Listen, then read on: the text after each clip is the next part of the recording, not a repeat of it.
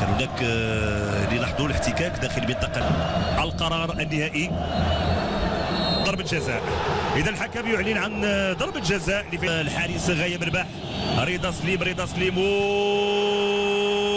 الهدف الاول، هدف اول لفائده فريق الجيش الملكي بواسطه المتالق وهداف الفريق رضا سليم.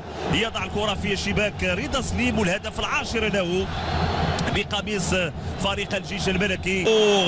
غاية مرباح يتصدى لتسديدة رضا سليم. كانت محاولة أخرى يفيد فريق الجيش الملكي. انتبهوا هذه المحاولة المراوغة تم فريق الجيش الملكي. تدخل والعودة ديال نعمان عرب قيس تتبع الكرة. هناك جاما و مونتيرو بورغيس. هل كان هناك خطأ في الوقت اللي غيحاول انه يرجع في نتيجه المباراه؟ اذا للمره الثانيه للاستعانه بتقنيه الفار وتقنيه الفيديو ومتابعه اللقطه.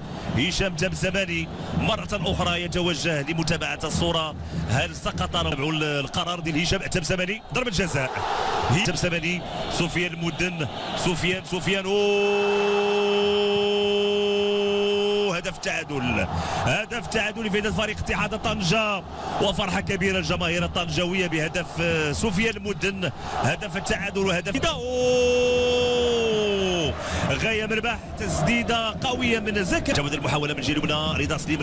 رضا سليم فرصة جزاء حمودة. المراوغة من فرصة زكريا فاتي.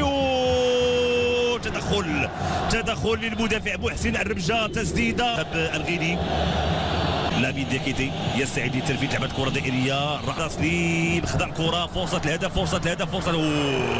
هدف ثاني لفائدة فريق الجيش الملكي والموقع أحمد حمودان لاعب صح. تدخل تولي جودي عمل محسن متولي. المراوغة دي فرصة تسديدة.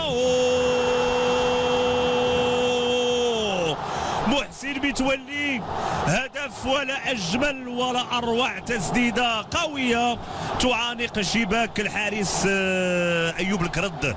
محسن فرصه داخل منطقه الجزاء. البحث عن تسديد. محاوله تضيع هذه الفرصه داخل منطقه الجزاء. الراسيه ديال الحاجي سوماكو. ضربه جزاء للجيش الملكي.